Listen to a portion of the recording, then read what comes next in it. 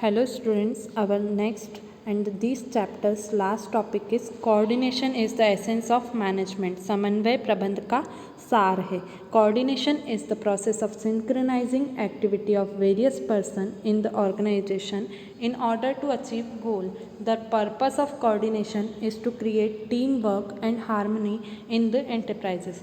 The coordination creates awareness amongst all the workers and their efforts are directed in unison. An organization is like a body as various parts of the body combine together to do a work. Similarly, a various department of the organization should work in union so that goals are achieved in a better manner.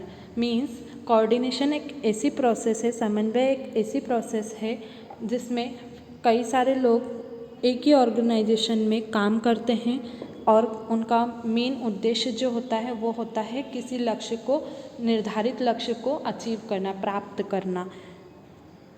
समन्वय का मुख्य उद्देश्य होता है कि एक team work, एक साथ काम करने वाले लोगों को एंटरप्राइज में, ऑर्गेनाइजेशन में बनाए रखना और लोगों में अवेयरनेस बनाए रखना, वर्कर्स में एफर्ट्स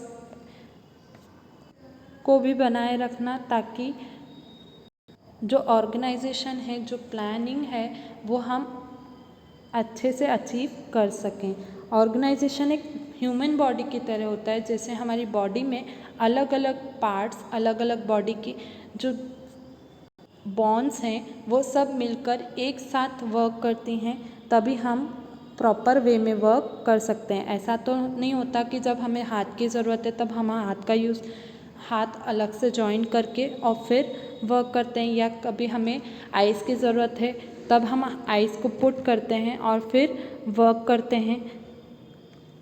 हमारी बॉडी में सभी पार्ट्स एक साथ जॉइन हैं और फिर वो एक साथ जब टाइम टू टाइम जिस बॉडी के पार्ट की ज़रूरत होती है वो यूज़ में लेते हैं. ऐसे ही जब टीम वर्क होता है, जब ऑर्गेनाइजेशन में होता है तो वहाँ पर भी वर्कर्स जो होते हैं वो अलग अलग डिपार्टमेंट के होते हैं ऑर्गेनाइजेशन में, तो उन सबको भी एक साथ रखने का काम कोऑर्डिनेशन का होता है, मैनेजमेंट का होता है, जिससे हम अपना गोल को अच्छे से अचीव कर सकते हैं, बेटर मैनर में अचीव कर सकते हैं. इस सभी में डिपार्टमेंट्स के जो वर्कर्स हैं उन सबको कोऑर्डिनेशन में रखना होता है, इसी के थ्रू ऑर्गेनाइजेशन अच्छे से रन हो पाता है. Coordination is required at every level of management. Eight top level, chief executive coordinate the activities of function and departmental managers. अर्थात जो कोऑर्डिनेशन होता है वो हर लेवल पर इम्पॉर्टेंट होता है, ज़रूरी होता है, चाहे वो टॉप लेवल पे हो, मिडिल लेवल पे हो या लोअर लेवल पर हो. टॉप लेवल पर जो चीफ एग्जीक्यूटिव या सीईओज़ हैं या जो बोर्ड ऑफ मेंबर्स होते हैं वो सभी एक्टिविटीज़ को डिपार्टमेंटल मैनेजर्स को कोऑर्डिनेट करके रखते हैं. In the same way, at middle level or lower level of management, the deputy manager, foremen, supervisors, coordinators, the workers of employees work under them. Means जो middle level होता है और जो lower level होते हैं उनके मैनेजमेंट के जो मैनेजर्स होते हैं वो एक साथ वर्क करते हैं, एक साथ कोऑर्डिनेशन बना के रखते हैं और फिर उन सभी की हेल्प से ही हम वर्क इजीली कर पाते हैं. Therefore it is truly said that coordination is needed at every level of management. इसीलिए कहा जाता है कि जो कोऑर्डिनेशन है वो प्रबंध का एक सार है और कोऑर्डिनेशन है जो हर लेवल पर ज़रूरी होता है. विदाउट कोऑर्डिनेशन हमारे यहाँ लैक ऑफ प्रोडक्शन हो सकता है, लैक ऑफ सेल हो सकती है, लैक ऑफ लीडरशिप हो सकती है. लैक ऑफ सेल की वजह से लैक ऑफ प्रोडक्शन होगा, लैक ऑफ प्रोडक्शन की वजह से लैक ऑफ सेल होगी और लैक ऑफ सेल की वजह से हम अपने गोल के लिए भी लेट हो जाएंगे.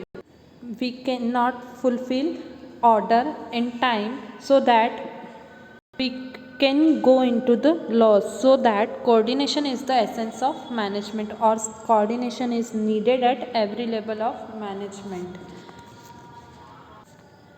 हर लेवल पर कोऑर्डिनेशन ज़रूरी होता है और इसीलिए कहा है समन्वय प्रबंध का सार होता है। ये टॉपिक और ये चैप्टर आपका यहाँ पर कंप्लीट होता है। So thank you.